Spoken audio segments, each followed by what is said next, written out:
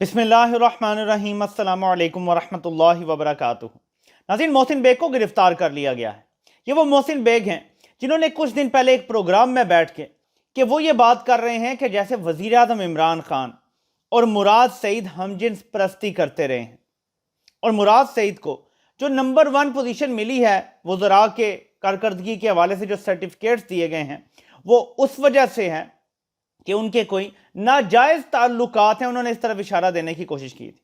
मुराद सईद की बाज़ाब्ता दरख्वास्त और FIR दर्ज करने के बाद मोहसिन बेग को गिरफ्तार कर लिया गया, लेकिन गिरफ्तारी से पहले जो मनाजिर सामने आए हैं, मैं नाज़रीन अभी फ़ोन पे आपके साथ हूँ, लेकिन वो मनाजिर मैं आपको दिखाने की कोशिश करता हूँ जिसमें मोहसिन बेग बंदूक तान रहे हैं FIA के ऑफिसर्स पे।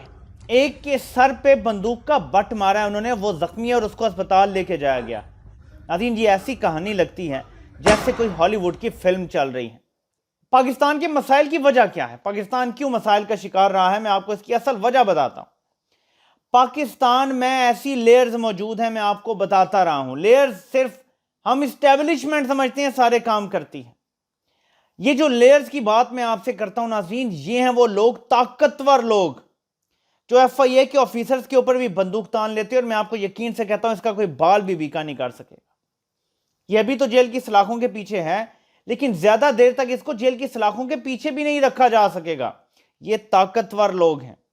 ये सिटिंग प्राइम मिनिस्टर के खिलाफ मीडिया पे बाकायदा कैंपेन चला रहा है शख्स। ये बार बार ऐसे इशारे दे रहा है कि जैसे मुल्क के लिए नून लीग या नवाज शरीफ नागुज़ीर हो चुके हैं, और इस बंदे ने यहां तक बात की थी कि ऐसा लगता है कि जो यहूदी लॉबी वाली बात इनके बारे में, या आलमी कुव्वतों के सरगना होने के बारे में, या उनके लिए काम करने के बारे में जो इमरान खान के ऊपर शुबा किया जाता है, वो शायद बात दुरुस्त है। यहां तक इन्होंने कहा था। ये किस लिए कहा था? ये बातें बहुत सारी निकल के सामने आएंगी, लेकिन कोई बंदा अपनी गिरफ्तारी से डर जाए और बंदूक तान ले इदारों के ऊपर, तो पता चलता है कि डर जहां पे हो सकता है मुमकिन वजह, लेकिन असल वजह यह है कि यह बंदा अपने आप को अनटचेबल समझता है।